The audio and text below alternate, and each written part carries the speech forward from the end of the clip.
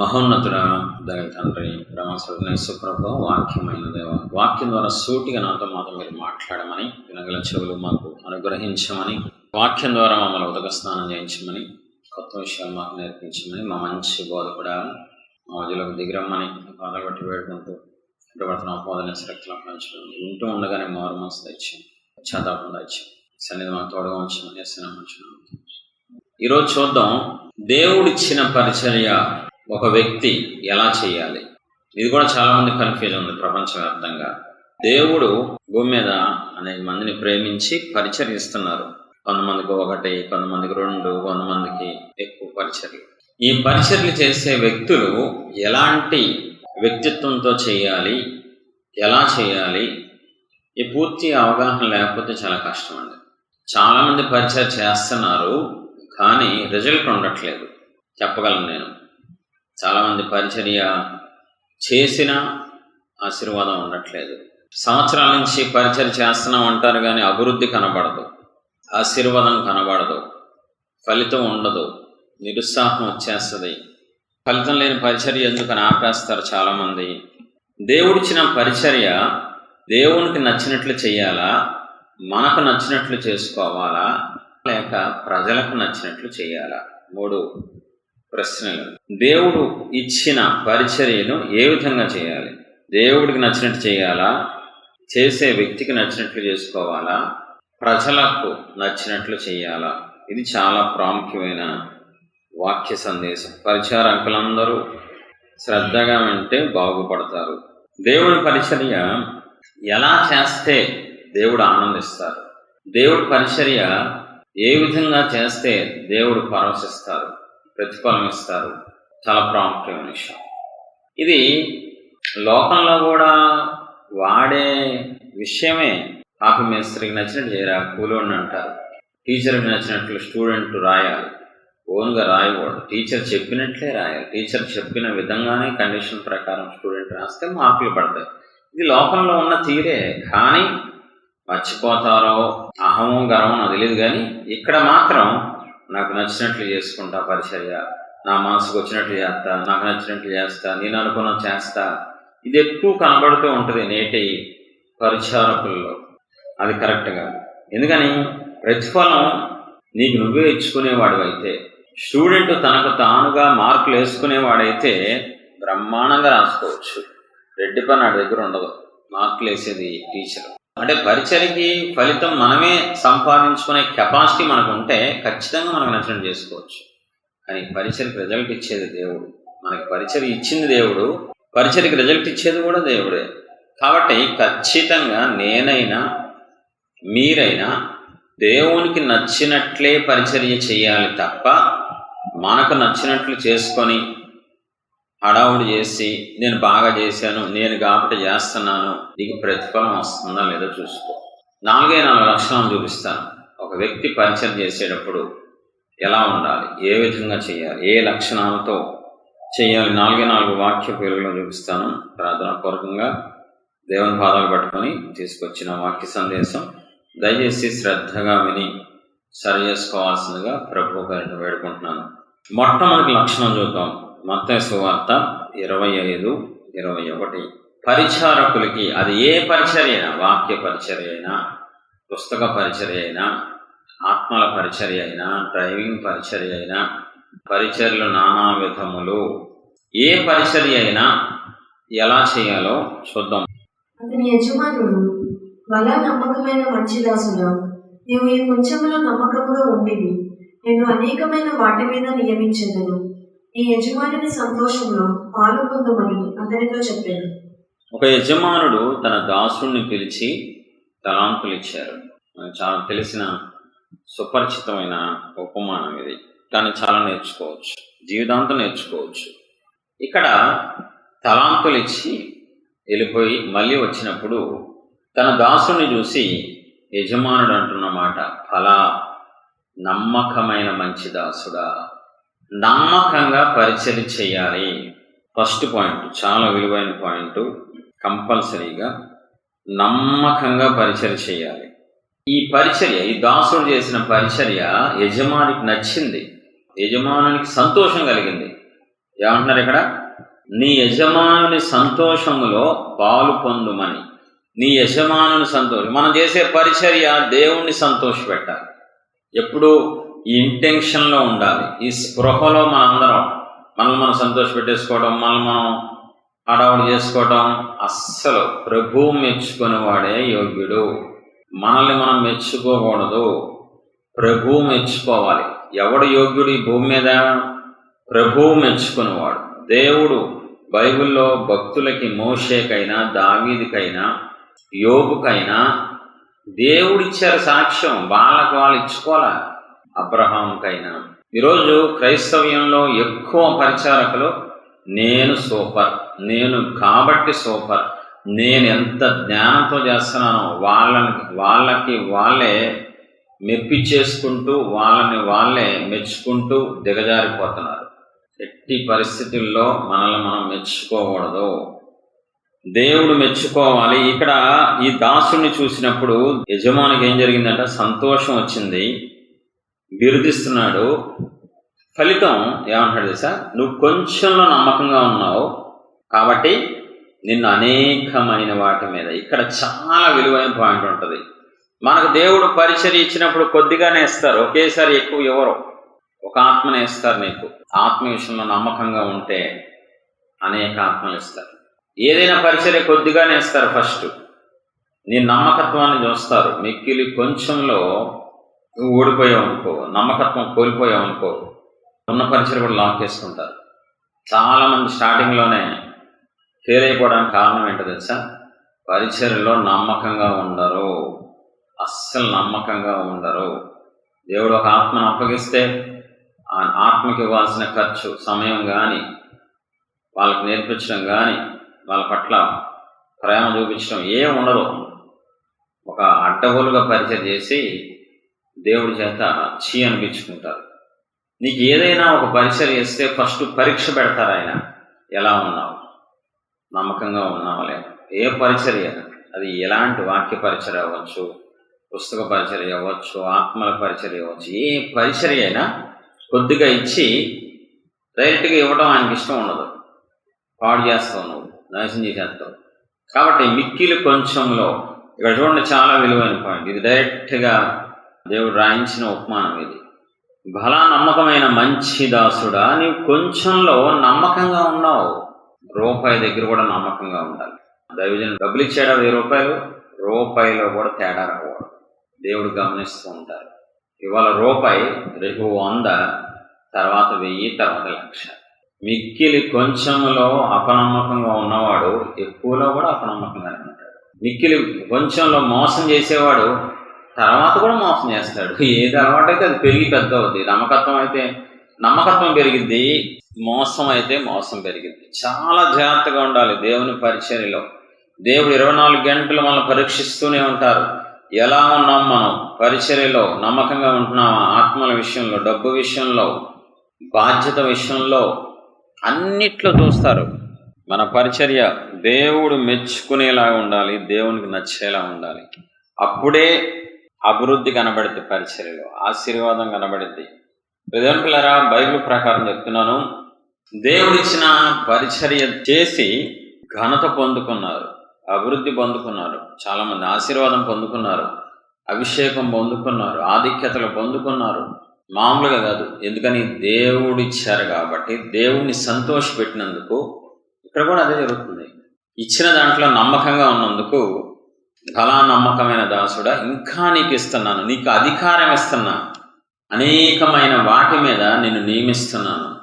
నువ్వు దేవుని యొద్ద నుంచి పొందుకోవాలంటే ఖచ్చితంగా నమ్మకంగా పరిచర్య చేయాలి. అది విజ్ఞాపన పరిచర్య అయినా, ఏ పరిచర్య అయినా సరే, అన్ని పరిచర్యలే దేవుడు గమనిస్తూ ఉంటారు. మనిషిని మోసం చేసినట్లు నువ్వు నేను దేవుని మోసం చేయలేము. మనిషికి అబద్ధాలు చెప్పినట్టు దేవుడు చెప్పలేం మనం. కంపల్సరీగా దేవుడు గమనించి నీ పరిచర్ని పైకి తీసుకెళ్తామా, కింద తీసుకెళ్తామా, అభివృద్ధి చేయటమా, ఇచ్చింది తీసేసుకోవటమా, అది నీ యొక్క నమ్మకత్వం మీద ఆధారపడి ఉంటుంది. ఒక ఎగ్జాంపుల్ చూపిస్తాను బైబిల్లో. 1 సమూయేలు 2:26 ఒక వ్యక్తిని చూపిస్తాను. సమూయేలు ఇంద్రుని ఎదుగుచు యెహోవా దయయందును మనుషుల దయ్యమును వర్ధిల్లుచుండెను. ఇది చిన్న మాట అనిపిస్తుంది మీకు, చాలా పెద్ద మాట ఇది. బాలుడకు సమూయేలు ఎదుగుచు దేవుని దయందు మనుష్యుల దయందు వర్ధిల్లుచూ ఉండెను. వర్ధిల్లుతున్నాడంట. ఎందుకంటే సమూయేలు నమ్మకస్తుడు. తన దైవజనుడైన ఏలీ దగ్గర చాలా నమ్మకంగా ఉన్నాడు. దైవజనుడు సాక్ష్యం ఇస్తాడు, నువ్వు నమ్మకస్తుడు అని. సమూయేలుకైనా పని చెప్తే చక్కగా చేస్తాడు, నమ్మకంగా చేస్తాడు, బాధ్యతగా చేస్తాడు, అడ్డుగోలుగా చేయడు. మీ పరిస్థితి, మీకు ఏదైనా పని చెప్తే 100 సార్లు అడగాలి. ఈ పని చెప్తే దాంట్లో తప్పులు, దాంట్లో నష్టాలు, అందుకే మీ జీవితంలో వర్ధిల్లటం ఉండదు. నమ్మకంగా ఎవరైతే లేరో వాళ్ళ జీవితంలో వర్ధిల్లటం ఉండదు. వాళ్ళ జీవితం వెనక్కి తిరిగి చూసుకుంటే తిప్పుకోవాల్సిందే గ్యారంటీగా. సమూయేలు జీవితం చూసినప్పుడు తనకే ఆనందంగా ఉంటుంది, చూసిన వాళ్ళందరికీ అబ్బా రే బాలుడుగా వచ్చేసాడు మందిరంలోకి, బాలుడుగా పరిచర్య మొదలుపెట్టాడురా. ఎప్పుడు మొదలుపెట్టాడు పరిచర్య? బాలుడుగా ఉన్నప్పుడు. ఆ పరిచర్య ఎలా చేశాడు? తనకు నచ్చినట్లు చేయలే. నమ్మకస్తుడు సమూయేలు. అందుకని బైబిల్లో దేవుని దయ ఎందుకు వచ్చింది? నమ్మకమైన సమూయేలు కాబట్టి, నమ్మకస్తుడు కాబట్టి. మనుషుల దయ ఎందుకు వచ్చింది? నమ్మకస్తుడుగా. ఓన్లీ నమ్మకస్తులకు మాత్రమే దేవుడు దయ, మనుషుల దయ పెరుగుతూ ఉంటుంది. నమ్మకం లేని వాళ్ళ మీద దేవుడికి చిరాకు వస్తాయి, మనుషులకు చిరాకు వస్తాయి. ఆడ ఏ పని చెప్పినా చేయడరా బాబా, ఆడిని మోసం చేస్తాడు. ఆడు వెళ్ళాడంటే ఏదోటి అబద్ధాలు చెప్పి వస్తాడు. పరిచర్యలో ఇలాంటి పేరు సంపాదించుకున్నావంటే నువ్వు నాశనం అయిపోతావు. ఆడికిస్తే నమ్మకంగా తీసుకొస్తాడరా. ఆడికి 10 లక్షలు ఇచ్చినా నమ్మకంగా తెస్తాడరా. ఆడు బండి మీద ఎవరినైనా ఇచ్చి పంపిస్తే నమ్మకంగా వచ్చేస్తాడరా. ఎక్కువ మాట్లాడ్డాడు. ఈరోజు నమ్మకత్వానికి ఎవరికి విలువ లేదు, నమ్మకత్వంగా ఉండాలని ఎవరికి ఇష్టం లేదు, ఎవరికి నచ్చినట్టాడు. అందుకనే పరిచర్యలో ఫెయిల్ అవుతున్నారు, పరిచర్యలో అవమానం వస్తుంది. యాక్చువల్గా పరిచర్య ఇచ్చేదే ఆశీర్వాదం కోసం, పరిచర్య ఇచ్చేదే గొప్పలను చేయడం కోసం. పరిచర్య ద్వారా దేవుడు గొప్పలను చేస్తారు ఖచ్చితంగా. ఎందుకని? ఆయన ఇచ్చిన పరిచర్య కాబట్టి. ఈరోజు అని ఎందుకు అనిపించుకుంటారంటే నమ్మకత్వం లేదు. నమ్మకత్వం లేని పరిచారకులు ఎక్కువైపోయారు. దేశంలో నమ్మకస్తుల కోసం నేను ఎదురు చూస్తున్నాను కీర్తనాకారుడు రాస్తున్నాడు. ఎవడైనా లోకంలో కూడా అంతే. క్యాష్ ఇవ్వాలా, ఎవడో నమ్మకస్తుడు. ఇంట్లో ఉద్యోగంలో ఎవడో నమ్మకస్తుడు, మేనేజరు, ఎవరైనా వాళ్ళు చూసుకుంటారు. అలాంటిది దేవుడు చూసుకోరా? దైవజనుడు చూసుకోడా? దైవజనుడికి ఎలాంటి రావాలి? నమ్మకం. ఇస్తే చక్కగా చేస్తాడు, వీడికిస్తే బాధ్యతగా చేస్తాడు. వీడు నొక్కేస్తాడు డబ్బులు, అమ్మో వీడికి ఇవ్వడం వేస్ట్ అనే దరిద్రమైన సాక్ష్యం తెచ్చుకుంటే నువ్వు ఎప్పటికీ పరిచారకుడు కాదు, పరిచారకురాలు కాదు. అభివృద్ధి ఉండదు, ఆశీర్వాదం ఉండదు, శ్రమలో నిందలు అవమానం తప్ప. మనం బాలుడైన సమూయేలు ఇంకను ఎదుగుచు నమ్మకత్వంలో ఎదిగాడు, నమ్మకంగా ఉన్నాడు కాబట్టి దేవుని దయ, మనుషుల దయ సంపాదించుకున్నాడు. ఇంకా చూద్దాం, సమూయేలు జీవితంలో చాలా నేర్చుకోవచ్చు మనం. 3వ అధ్యాయం 19-20 వచనాలు. సమూయేలు పెద్దవాడు కాగా యెహోవా అతనికి తోడై ఉన్నందున అతని మాటల్లో ఏదీ తప్పిపోలేదు. కాబట్టి సమూయేలు యెహోవాకు ప్రవక్తగా స్థిరపడనని దాను మొదలుకొని బేర్షెబా వరకు ఇశ్రాయేలీయులందరూ తెలుసుకునేది. పరిచర్యలో ఎవరైతే నమ్మకంగా ఉంటారో, బాధ్యతగా ఉంటారో, చక్కగా ఉంటారో వాళ్ళని దేవుడు విస్తరింపజేస్తారు. బాలుడు ఒకప్పుడు పెరిగాడు, ఆ మందిరం వరకే పేరు రావాలి, పాస్టర్ గారి దగ్గరే పేరు రావాలి. కానీ దాను మొదలుకొని బయర్షబా వరకు ఇశ్రాయేలీయులు అందరూ లక్షల మందికి తెలిసిపోయేలాగా దేవుడు సమూయేలుని హెచ్చించారు. దేవుడు సమూయేలుని ఆశీర్వదించారు, సమూయేలుని ఘనపరిచారు. అందరి నోట సమూయేలు సమూయేలు సమూయేలు సమూయేలు. పనోడి నోట, యజమాని నోట, ఆడోళ్ళ నోట, మగోళ్ళ నోట. సౌలు గాడిదల కోసం వెళ్తున్నప్పుడు పనోడు అంటాడు, అయ్యయ్యా ఈ ఊళ్ళో ఒక మంచి దైవజనుడు ఉన్నాడు, అతను చెప్పాడంటే జరిగిపోద్ది అంతే. ఎందుకని? దేవుడు అంతగా అతన్ని అభిషేకించాడు. ఎందుకు? నమ్మకస్తుడు కాబట్టి, నమ్మకంగా పరిచయం చేశాడు కాబట్టి, దేవుని ఎదుట, దైవజనుని ఎదుట నమ్మకంగా ఉన్నాడు కాబట్టి అతడి అభిషేకం హై రేంజ్లో ఇచ్చారు. అక్కడ సౌలు ఎత్తుక్కుంటూ వెళ్తున్నప్పుడు ఆడవాళ్ళు ఉంటారు, లేడీస్ నీళ్లు పట్టుకోవడానికి వెళ్తే, అమ్మా ఇక్కడ సమూయేలు తెలియనివాడు ఎవడు ఉంటాడు? సమూయేలు తెలియని ఇది ఊరంతా సమూయేలు తెలిసిన ఊరే బాబు. ఎందుకు ఊరంతా చెప్పుకుంటున్నారు? ఎందుకు దాను మొదలుకొని బయర్షవా వరకు నమ్మకంగా పరిచర్య చేశాడు సమూయేలు. నమ్మకస్తుడు కాబట్టి అతని యొక్క పేరు ప్రఖ్యాతులు ఎలా వెళ్ళిపోయినాయి తెలుసా? దేశం అంతా వెళ్ళిపోయింది. సంఘం దాటదు నీ పేరు. ఎందుకు తెలుసా? నమ్మకత్వం ఉండదు నీలో. దేవుడు అందుకనే నీకు పేరు ఎవరో, ఘనత ఎవరో, ఆనందం ఎవరు. ఎంత ఆనందించి ఉంటాడు సమూయేలు, ఎంత పండగ చేసుకుని ఉంటాడు. సామాన్యమైన వ్యక్తిని నా తల్లి ఇక్కడ వదిలేసి వెళ్ళిపోయింది, ఈరోజు నా దేవుడు ఏంట్రా బాబు, దేశం అంతా నాకు పేరు ప్రతిష్ట తెచ్చారేంటి? నీ చేతిలోనే ఉంది. నీకు ఇచ్చిన పరిచర్య చిన్నదా పెద్దదా చూడొద్దు, అదా ఇదా చూడొద్దు. ఏ పరిచర్య అయినా చూడండి. మనలాంటి మనిషి సమూయేలు ఎందుకు అంత పేరు సంపాదించుకున్నాడు? దేవుడు ఎందుకు అతనికి అంత గౌరవం ఇచ్చారు, ఘనత ఇచ్చారు?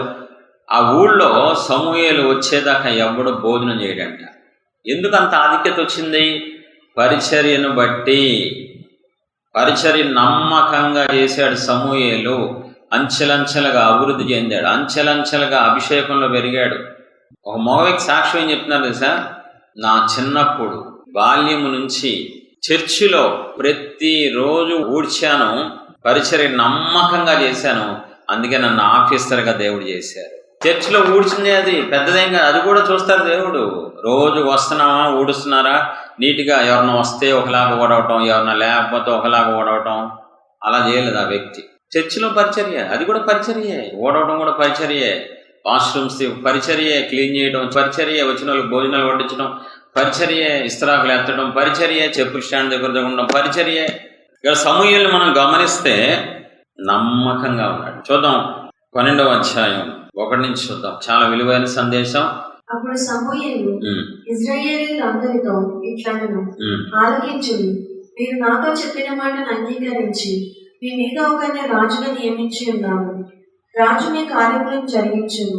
నేను నెరిసిన ముసలివాడను, నా కుమారులు మీ మధ్యలో ఉన్నారు. బాల్యము నాటి నుండి నేటి వరకు నేను మీ కార్యములను జరిగించుచూ వచ్చితిని. ఇదిగో నేనున్నాను. నేను ఎవరి యొద్దనైనను తీసుకుంటున్నాను, ఎవరి కర్తవ్యమునైనను పట్టుకుంటున్నాను, ఎవరికైనా అన్యాయం చేసి తినా, ఎవరినైనా బాధ పెట్టి తినా, న్యాయము నాకు అగపడకుండా ఎవరి యొద్దనైనా లంచము పుచ్చుకుంటున్నా, అలాగూ చేసిన ఎడల యెహోవా సన్నిధిని ఆయన అభిషేకము చేయించిన వారి ఎదుటను వాడు నా మీద సాక్ష్యము పలకవలెను. అప్పుడు నేను నీ ఎదుట దానిని మరలా ఎత్తునను. నీవు మాకు ఏ అన్యాయమైనను ఏ బాధనైనను చేయలేదు, ఏ మనుష్యుని యొద్ద గాని నీవు దేనినైనా తీసుకునలేదని వారు చెప్పగా. చూడండి ఎంత గొప్ప స్టేట్మెంట్ అంటే, లక్షల మంది ఇశ్రాయేలు వింటూ ఉండగా సమూయేలు ముసలి వయసులో స్టేట్మెంట్ వేస్తున్నాడు. నేను ఇన్ని సంవత్సరాల్లో చిన్నప్పటి నుంచి పరిచర్య మొదలుపెట్టా, ముసలోడిని అయ్యా, ఎప్పుడైనా ఎవరి దగ్గరైనా ఏదైనా తీసుకున్నానా? ఏ స్టేట్మెంట్ అంటే పిచ్చి లేస్తుంది సేవకుడుగా నాకు. ఏం స్టేట్మెంట్ అంటే బాబు, అది అందరి ఎదుట, ఎవరి డబ్బాడు కొట్టుకోవడం కాదు, అందరి ఎదుట. ఆ తర్వాత వాళ్ళందరూ వచ్చి, అయ్యా ఏ రోజు తీసుకోలేదయ్యా, ఏ రోజు ఆశించలేదయ్యా, ఈరోజు మా దగ్గర నుంచి మీరు ఏం ఆశించలే, చక్కగా బాధ్యతగా చేశారు, దేవుడికి మాకు మధ్యవర్తిగా ఉన్నారు, నమ్మకమైన పరిచయం చేశారు సమూయేలా అని సమూయేలుకి సాష్టాంగం పడ్డాడు. నువ్వు చెప్పగలవా? ప్రతిరోజు అపనమ్మకం, ప్రతిరోజు పడిపోవటమే, ప్రతిరోజు తప్పుడు పనులు చేయడమే, ప్రతిరోజు నీచమైన పనులు చేయడమే పరిచర్యలో. పరిచర్య అంటావు, దిగజారిన పనులు చేస్తావు, నీకు ఆశీర్వాదం కావాలి, మళ్ళీ వాళ్ళ మీద పడి వీళ్ళ మీద పడి ఎడుతావు. వాళ్ళకి వస్తుంది పరిచర్య, ఆశీర్వాదం నాకు రావట్లేదు, ఎప్పటికీ రాదు. నమ్మకస్తులు ఏది ఆశించరు, ఏది ఆశించరు. సంవత్సరం అవ్వలేదు పరిచర్య చేసి సేవకుడు అవ్వాలని కోరుకుంటావు, నువ్వు కారులో దిగాలని కోరుకుంటావు, ఊహలు ఎక్కడికో వెళ్ళిపోతాయి, ఆలోచన ఎక్కడికో వెళ్ళిపోతాయి. నేను సీనియర్ పరిచారకుడు, నేనెందుకు వినాలంటావు. అది నమ్మకత్వం లక్షణాలు కాదు. సమూయేలు దగ్గర ఫస్ట్ నేను చాలా నేర్చుకోవచ్చు, తర్వాత మీరు నేర్చుకోవచ్చు, మనందరం నేర్చుకోవచ్చు. సమూయేలు దగ్గర ముసలి వయసులో అంటున్నాడు, నేను మీ యొద్ద ఏదైనా ఆశించానా? ఎందుకని? సమూయేలు దేవుడి గురించి బాగా తెలుసు. సమూయేలుకి దేవుడు ఇస్తారు ప్రతిఫలం, నా దేవుడు ఇస్తారు, నేను కష్టపడిన దానికి ఆయన రుణం ఉంచుకోరు, నేను సేవించే దేవుడు నీతిగల దేవుడు, నేను కష్టపడే కొద్ది పరిచర్యలో అంచెలంచెగా అభివృద్ధి చేస్తారని నమ్మకం ఉంది. ఈరోజు నీకు నమ్మకం లేదు కాబట్టే అన్నీ ఆశిస్తావు. పేరు ఆశిస్తావు, స్థానం ఆశిస్తావు, డబ్బు ఆశిస్తావు, నా గురించి చెప్పాలందరూ, చెప్పుకోవాలి అందరూ. నువ్వేది ఆశించకూడదు. పేరు కానీ, డబ్బు కానీ, పదవి కానీ ఏది నువ్వు ఆశించకూడదు. పరిచర్యలో ఇచ్చిన దాంట్లో తృప్తిగా ఉండాలి. నమ్మకత్వం అంటే చాలా ఉంటాయి. నమ్మకం అంటే ఒక దాంట్లో చాలా విషయాలు కలిస్తే నమ్మకస్తుడు అంటారు. సమూయేలు నమ్మకస్తుడు. ఎంతగా దేవుడికి నచ్చాడో తెలుసా? సమూయేలు పరిచర్య ఎంతగా నచ్చింది తెలుసా? ఒకడు బైబిల్లో ప్రవక్తగానే ఉంటాడు, కానీ సమూయేలు నమ్మకత్వానికి దేవుడు ఎన్ని ఇచ్చారో తెలుసా? స్టెప్ వైజ్గా లోకంలో చూస్తాం, గుర్తుందా? ఒక ఎంప్లాయీ కష్టపడి నమ్మకంగా ఉంటూ సీనియర్ అవుతాడు, తర్వాత మేనేజర్ అవుతాడు, తర్వాత ఇంకా పెద్ద పోస్ట్ అవుతాడు, తర్వాత ఏమవుతాడు? కంపెనీ పెట్టేస్తాడు. కష్టపడి నమ్మకంగా ఉండి. సేమ్ బాలుడుగా ఉన్న దగ్గర నుంచి సమూయేలు నమ్మకంగా ఉండటం వల్ల పరిచర్యలో ప్రవక్తగా వాడుకున్నారు. ఆగల దేవుడు ఇంకా ఏదో ఇవ్వాలి మనవాడికి. దీర్ఘదర్శిగా వాడుకున్నారు. ఆగల దేవుడు ఇంకా ఏదో ఇవ్వాలి. యాజకుడుగా వాడుకున్నారు. ఇంకా ఏదైనా ఇవ్వాలి.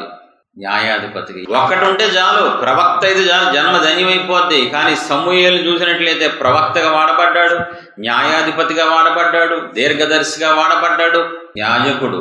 4 పోస్టులండి ఒకడికి. ఎందుకు ఇవన్నీ ఎలా వచ్చినాయి అని మన దేవుణ్ణి, ప్రభు ఎందుకు అన్ని ఇచ్చేసారేంటి, అన్ని రకాల అభిషేకాలు ఇచ్చారేంటి? నమ్మకస్తుడే. నమ్మకస్తుడు అంతే. నమ్మకస్తుడు కాబట్టి అలా పెంచుకుంటూ పోయా. విలువ పెంచా, గౌరవాన్ని పెంచా, ఘనత పెంచా, ఆధిక్యత పెంచా. సౌలు సమూయేలు పక్కన కూర్చున్నాం. బాబు అయ్యా నేనే పార్టీ ఉన్నాయి, మీ పక్కన కూర్చోవడం ఏంటి? నీ పక్కన కూర్చుంటే ఎవడన్నా గొప్పగా పిలవదాడా? పక్కన కూర్చో దరిద్రుడా అంటారు. సమూయేలు పక్కన కూర్చుంటే అయ్యా నేనే పార్టీ ఉన్నాయా, మీ పక్కన నన్ను కూర్చోబెట్టుకుంటున్నారు. ఎందుకని? దేవుడు అంత ఆధిక్యత ఇచ్చారు. పరిచర్య నమ్మకంగా చేస్తే నువ్వు ఎప్పటికీ సంపాదించుకోలేని ఆధిక్యతలు దేవుడు ఇస్తారు. నమ్మకంగా ఉంటే నీతో మాట్లాడితే ధన్యత అంటారు, నీ పక్కన కూర్చుంటే ధన్యత అంటారు, నువ్వు వస్తే ధన్యత అంటారు, ఇంటికి వస్తే భాగ్యం అంటారు. ఎప్పుడూ పరిచర్యలో గనక నమ్మకంగా ఉంటే గనక. చూడండి, చిన్న వయసు నుంచి ముసలి వయసు వరకు కొంతమంది కొంతకాలం నమ్మకంగా ఉంటారు. స్టార్టింగ్లో నమ్మకంగా ఉంటారు, తర్వాత పక్కెళ్ళిపోతారు, తర్వాత ఇష్టం వచ్చినట్టు చేసుకుంటూ పోతారు. అలా ఉండకూడదు. సమూయేలు ఉన్నాడు స్టార్టింగ్ నుంచి ఎండింగ్ వరకు నమ్మకంగా పరిచయం చేశాడు, బాధ్యతగా చేశాడు. చూద్దాం 12:23 చూద్దాం. నా మట్టుకు నేను మీ నిమిత్తము ప్రార్థన చేయడం మానటం వలన యెహోవాకు విరోధముగా పాపం చేసిన వాడనగును. చూడండి, ఈ స్టేట్మెంట్ ఎంత హై రేంజ్లో ఉంటుందో. నేను మీకోసం ప్రార్థన చేయకపోతే పాపం చేసిన దాంతో సమానం. నమ్మకంగా పరిచయం చేశాడు, ప్రార్థన నమ్మకంగా చేశాడు, నిత్యము చేశాడు, మానకుండా చేశాడు. వాళ్ళు ఎలా ఉన్నా చేశాడు. ఇశ్రాయేల్ ఎలా ఉన్నారో అలా ఉన్నారు కాదు. ఇది నా బాధ్యత, పరిచారకుడుగా నా బాధ్యత, నేను నమ్మకంగా చేయాలి. చూసుకోండి ఒకసారి సమూయేలు జీవితాన్ని చదవండి, ఎంత నేర్చుకోవచ్చో. మనం సిగ్గేస్తుంది, అసహ్యం వేస్తుంది మన మీద, మనకి పరిచారకులమైన మన మీద. కాబట్టి దేవుడు కోరుకునేది పరిచారకుల్లో నమ్మకత్వాన్ని. చిన్న విషయంలో కూడా దేవుడు లెక్క అడుగుతారు. రూపాయే కదా, నేను మోసం చెయ్యొద్దు. దైవజనుడు ఏం చెప్తే చెయ్యాలి. దైవజనుడు పరిచర్య అప్పగిస్తాడు సంఘంలో. ఆ దేవుణ్ణి దైవజనుడిని మోసం చేయకూడదు. నమ్మకంగా నీకేదైనా అప్పచెప్తే భయపడకూడదు. మా వీడికి ఇచ్చామురా, వీడు వస్తాడో రాడో, తెస్తాడో లేడో. కొంతమంది అనిపిస్తా లేదు మనకి, ఈ డబ్బు ఇచ్చామరా, బండి ఇచ్చామరా, మళ్ళీ తిరిగి వస్తాడంటావా, మళ్ళీ మంచిగా తెస్తాడంటావా బండి. నమ్మకం లేని మీద అలా ఉంటుంది. ఇంకొకటి మీద ఆడు ₹1 ఇచ్చిన జాగ్రత్త తీసుకొచ్చేస్తాడురా. నీ గురించి దేవుడు సాక్ష్యం ఇవ్వాలి, దైవజనుడు సాక్ష్యం ఇవ్వాలి. కాబట్టి సమూయేలు మనకి మాదిరిగా ఉన్నాడు. ఊరికనే సమూయేలు దేవుడు అన్ని ఆధిక్యతలు ఇవ్వలేదు. అంత హైరేంజ్ అభిషేకం ఊరికనే ఇవ్వాల. చిన్న వయసు నుంచి నమ్మకంగా దేవుని ఎదుట, దైవజనుని ఎదుట నమ్మకంగా పరిచయం చేసుకుంటూ వెళ్ళాడు. కాబట్టి ఏది ఆశించకుండా, ఈరోజు అందరూ ఆశించడమే, పేరు ఆశిస్తారు, అన్ని ఆశిస్తారండి దరిద్రంగా. ఉన్న స్థాయి ఎక్కువ, నాకు అది కావాలి, నాకు ఇది కావాలి. ఆశించామంటే నమ్మకత్వం కోల్పోయినట్టే. ఆశించామంటే నమ్మకత్వం కోల్పోయినట్టు. అనబడ్డదల్లా నేను పరిచారకుడి, నాకు అది కావాలి, నాకు పరిచారకుడి, నా పేరు చెప్పరా, నీ పరిచారకుడి, నేను ఎవరినో తెలుసా, నీ పరిచారకుడి, నాకు బట్ట కట్టరా. ఆశించకూడదు, ఏది ఆశించకూడదు. దేవుడు ఇస్తారు, ఇస్తే తీసుకోవాలి. అలా ఆశించే డౌన్ అయిపోతారు, ఆశించే నాశనం అయిపోతారు. దేవుడికి అస్సలు ఇష్టం ఉండదు. ఆశించే పరిచారకులు అంటే అస్సలు ఇష్టం ఉండదు. ఏది ఆశించకూడదు, ఏ మూల ఆశించకూడదు, ఏ కోణంలో ఆశించకూడదు. కొంతమంది పేరు కొంతమంది డబ్బు, కొంతమంది పదవి, కొంతమంది ఏదేదో ఏది ఆశించకూడదు. ఇచ్చిన పరిచర్లు నమ్మకంగా ఉండాలి. తగిన సమయంలో దానికి నచ్చితే మన పరిచయ ఆశీర్వదిస్తారు, నచ్చితే ఆధిక్యతలు ఇస్తారు, నచ్చితే పై పొజిషన్ తీసుకెళ్తారు, ప్రమోషన్ ఇస్తారు. సమయాలు చూసాం మనం. రెండవ లక్షణం ఎలా ఉండాలి, ఏం కోరుకుంటారు దేవుడు పరిచారకులకి ఉండాల్సిన ప్రాముఖ్యమైన రెండవ లక్షణం. 1 కొరింథీ 13:1-3 మనుషుల భాషలతోనూ దేవదూతల భాషలతోనూ నేను మాట్లాడినను ప్రేమలేని వాడనంటే లోగడి కంచులు గనగనలోని తాళమునే ఎదురు ప్రవచించు కృపావరము కలిగి మర్మములన్నీ జ్ఞానమంతయు ఎరిగిన వాడనైనను కొండలను పెకిలింపగల పరిపూర్ణ విశ్వాసము గలవాడనైనను ప్రేమలేని వాడనైతే నేను వ్యర్థుడను.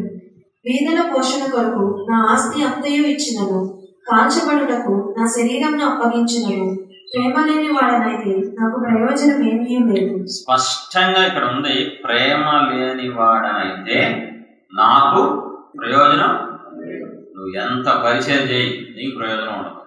ప్రేమ లేకుండా నువ్వు ఎంత పరిచర్య చేసినా నీకు ప్రయోజనం ఉండదు. దేవుని దృష్టిలో అది క్యాలిక్యులేట్ అవ్వదు. నేను 10 ఏళ్ళు చేసావు, ప్రేమ లేదు. నేను చాలా కష్టపడి చేశాను, ప్రేమ లేదు కదా. మోస్ట్ ఇంపార్టెంట్ ఫస్ట్ నమ్మకత్వం అయితే, 2 కంపల్సరీగా పరిచారకులకు ఉండాల్సింది ప్రేమ. ప్రేమ లేకపోతే నిష్ప్రయోజనం, ప్రేమ లేకపోతే వ్యర్థము, ప్రేమ లేని పరిచర్య వ్యర్థము. ఒక వ్యక్తిని చూపిస్తాను, సమయం చూపించాను ఇందాక, నమ్మకస్తుడిని. ప్రేమ గల వ్యక్తిని చూపిస్తాను. 2వ రాజులు 2:11-12. వారు ఇంకా వెలుచు మాటలాడుచుండగా ఇదిగో అగ్ని రథమును అగ్ని గుర్రములను కనపడి వీరిద్దరిని వేరు చేసెను. అప్పుడు ఏలియా సుడిగాలి చేత ఆకాశమునకు ఆరోహణమయ్యాను. ఎలీషా అది చూచి, నా తండ్రి, నా తండ్రి, ఇశ్రాయేలు వారికి రథమును రథులను నీవే అని కేకలు వేశాను. అంతలో ఏలియా అతనికి మరలా కనబడకపోయాను. ఇక్కడ చూడండి, చాలా అద్భుతమైన మాట. ఎలీషా ఏమంటున్నాడు? నా తండ్రి. ఎలీషా అది చూసి, నా తండ్రి, నా తండ్రి, ఇశ్రాయేలు వారికి రథమును రథులను నీవే అని కేకలు వేశాను. నా తండ్రి. చూడండి అక్కడ ఎంత బాగుందో. ఏలియా ఎలీషా తండ్రి కొడుకులు కాదు, వేరే వేరే కుటుంబస్తులు, కేవలం ఆత్మీయ తండ్రి. ఎలీషాకి ఏలియా ఆత్మీయ తండ్రి. కొన్ని సంవత్సరాల కిందట ఏలియా ఎలీషా దగ్గరికి వెళ్ళి దేవుని చిత్తంలో దేవుని మాట చొప్పున దొక్కడేస్తాడు. అప్పుడు బయలుదేరి ఏలియా దగ్గరికి వెళ్ళిపోతాడు. ఆ రోజు నుంచి కొన్ని సంవత్సరాలు ఏలియా దగ్గర పరిచయం చేస్తూ ఉంటాడు. ఏలియా దగ్గర చేసిన పరిచయం ఎలా చేశాడు? ఒక మంచి కొడుకు, ప్రేమ గల కొడుకు తండ్రికి చేసినట్లు చేశాడు. అందుకని ఆ పదం నా తండ్రి, నా తండ్రి అంటున్నాడు. ప్రేమ ఉన్న చోట బంధం ఉంటుంది, ప్రేమ లేని చోట బంధం ఉండదు. ప్రేమతో పరిచయం చేసిన వాళ్ళు మాత్రమే సక్సెస్ అవుతారు ఈ భూమి మీద, దాంట్లో డౌట్ లేదండి. మీరు చూసుకోండి, కొంతమంది సేవకుల్ని వాళ్ళకి ఎదుగుదల ఉండదు, బదుగుదల ఉండదు, ఏముండదు. ఎవరైతే దేవుని దృష్టికి, మళ్ళీ హడావుడు చేయకూడదు, దేవుని దృష్టికి ప్రేమ కలిగి, ప్రేమలో కొన్ని లక్షణాలు ఉంటాయి. ప్రేమ అంటే నేను ప్రేమిస్తున్నాను పరిచయంలో అంటే కుదరదు. ఎటువంటి ఎలాగా చేశాడు పరిచర్య ఎలీషా? సంతోషం కలిగింది ఏలియాకి, దైవజనుడైన ఏలియాకి. నీకేం కావాలి? ఇంత మంచిగా చేసావు. నా దగ్గర దాదాపు 10 ఏళ్ళకి పైగా ఉన్నావు, నా దగ్గర 10 సంవత్సరాలకు పైగా ఎప్పుడు చక్కగానే చేసావు, నాకు నచ్చిన ఫుడ్ పెట్టావు, నాకు నచ్చినట్లే నాతో ఉన్నావు, ఎప్పుడు నన్ను బాధ పెట్టలేదు, కోపం తెప్పించలేదు, విసిగించలేదు. కాబట్టి నీకేం కావాలో చెప్పు. ఏమండి, నచ్చకుండా నీకేం కావాలో చెప్పంటారా? ప్రమోషన్లు ఇస్తారా? ఊరినే ఉద్యోగాల్లో సరదాగా చెప్తారా? ఆ లైన్లో అర్థం చేసుకోవాలి. అన్ని రాయలు బైబిల్లో ఒక లైన్లో దేవుని సహాయంతో అర్థం చేసుకోవాలి. ఏం కావాలి నీకు?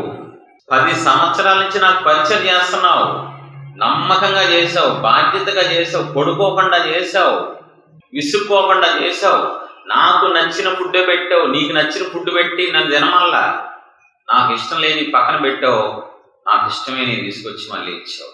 సాక్ష్యం ఇస్తున్నాడు దైవజనుడు. అది బైబిల్లో రాయించారంటే దేవుడు ఎందుకు రాయించారు బైబిల్లో? దేవుడు నచ్చింది, దేవుడు నచ్చి ఏ దైవజనుడి దగ్గర నువ్వు ఉంటావో ఆ దైవజనుడు నీకు సాక్ష్యం అవ్వాలి. మంచోడు, నమ్మకస్తుడు, బాధ్యతగా ఉంటాడు, నా కోసం ఏదైనా భరిస్తాడు, నాకు ఇష్టం లేని చేయడు, నాకు ఇష్టమైనవి చేస్తాడు. అది ప్రేమ గల పరిచర్య అంటే.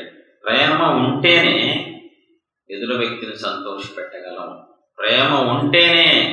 ప్రేమ లేకుండా ఎదురు వ్యక్తి ఫీలింగ్స్ మనకు అర్థం కావు. ప్రేమ లేకుండా ఎదురు వ్యక్తికి న్యాయం చేయలేము. ప్రేమ లేకుండా ఎదురు వ్యక్తిని మనం సాటిస్ఫై చేయలేము. అది మిస్ అయినప్పుడు ఖచ్చితంగా ప్రాబ్లమ్స్ వస్తాయి. ఎదురు వ్యక్తి న్యాయం చేయలేము, మనం అస్సలు చేయలేము. ప్రేమ ఉంది కాబట్టి బంధం ఏర్పాటు చేసుకున్నాడు. నాకు నేర్పిస్తున్నాడు అన్నీ. నాకేం తెలియదు, నేను పొలం పని చేసుకునేవాడిని. నాకు పరిచర్య అంటే ఏంటో తెలియదు. అన్నీ నేర్పిస్తున్నాడు నాకు దైవజనుడు. తండ్రిగా నేర్పిస్తున్నాడు. సేవకుడిగా అనొచ్చు, నా సేవకుడు అనొచ్చు, నా దైవజనుడు అనొచ్చు, కానీ తండ్రి అంటున్నాడు. ప్రేమతోనే మనం పరిచర్య చేయాలని దేవుడు కోరుకుంటున్నారు, దేవుడు ఆశిస్తున్నారు. ప్రేమ ఉన్న చోట ఘనత ఉంటుంది, ప్రేమ ఉన్న చోట గౌరవం ఉంటుంది, ప్రేమ ఉన్న చోట ఎదురోళ్ళ కోసం ఆలోచించడం ఉంటుంది. అన్నీ ఉంటాయండి ప్రేమ ఉంటే. ప్రేమ లేనప్పుడు నువ్వు ఎడ్డిపో, నువ్వేమైనా అయిపో, నువ్వు ఏడువు, నాకు అనవసరం, నాకు సంబంధం లేదు. గాయం చేస్తూనే ఉంటారు ప్రేమ లేని వాళ్ళు. అవమానిస్తూనే ఉంటారు, ఎదురిస్తూనే ఉంటారు. అయ్యో నా దైవజనుడు బాధపడతాడు ఇలా మాట్లాడితే, ఇలాంటి ప్రవర్తిస్తే బాధపడతాడు, ఇలా చేస్తే దుఃఖపడతాడు. నాకు అన్నీ నేర్పిస్తున్నాడు, నన్ను తెచ్చాడు, నాకు సహాయం చేస్తున్నాడు, నాకు అన్నీ చేస్తున్నాడు. ఎలీషాను చూస్తే మనకు అర్థమవుద్ది. ఎందుకైనా నీకు అంత ప్రేమ? తండ్రి అంటాబెట్టా, నీకు మీ నాన్న ఉన్నాడు కదా. ఉన్నాడు, కానీ నాకు వచ్చిన దగ్గర నుంచి అన్నీ చెప్తున్నాడు, అన్నీ నేర్పించాడు, అన్నీ నేర్చుకున్నాను. అందుకే అతను నాకు తండ్రి, నేను అతనికి ఒక కొడుకులాగా ఉన్నాను. పరిచర్య అంటే హడావుడి చేయటం కాదు, డబ్బులు ఇవ్వటం కాదు. పరిచర్య అంటే అన్నికంటే ముఖ్యంగా ప్రేమ లేకుండా నువ్వు పరిచర్య చేస్తే నిష్ప్రయోజనం అయిపోద్ది. ఫలితం ఉండదు, ఎదుగుదల ఉండదు, అభివృద్ధి ఉండదు, ఏం ఉండదు. సంవత్సరాల నుంచి చెప్పుకున్నా ఒక రోగోలాగా చేసుకుని వెళ్ళిపోతాం. ప్రేమ ఉన్న చోట బాధ పెట్టమ్మా. ప్రేమ దోషాలను క్షమిస్తుంది, ప్రేమ అర్థం చేసుకుంటుంది, ఘనపరుస్తుంది, అన్నీ చేస్తుంది. ఇంకా చూడండి, ఎలీషా జీవితాన్ని చూస్తే మనకు చాలా అర్థం ఉంది. 4వ అధ్యాయం 11-12 వచనాలు. ఆ తరువాత అతడు అక్కడికి ఒకనొక దినమున వచ్చి ఆ గదిలో చూచి అక్కడ పరిణ్యను. పిమ్మట అతడు తన దాసుడైన గెహజీని పిలిచి, ఈ షునేమీయురాలిని పిలువమనగా. ఎలీషా సేవకుడు అయిపోయాడు. అప్పుడు పరిచారకుడు ఏలియా వెళ్ళిపోయాడు. ఇప్పుడు ఎలీషా దేవనాత్మ కలిగిన సేవకుడు అయ్యాడు. కొంతకాలం తర్వాత షునేమీయురాలి ఇంట్లో పడుకున్నాడు, తన ఏర్పాటు చేసిన గదిలో పడుకున్నాడు ఉండొచ్చు కదా. ఏం చేస్తున్నాడు? నిద్ర పట్టట్లేదు. పిలుస్తున్నాడు. ఈవిడికి ఏం తక్కువ ఉంది? ప్రేమ ఉన్న చోట ఎదుటోళ్ళకి ఏం తక్కువ ఉందో ఆలోచిస్తారు. ప్రేమతో పరిచయం చేశాడు.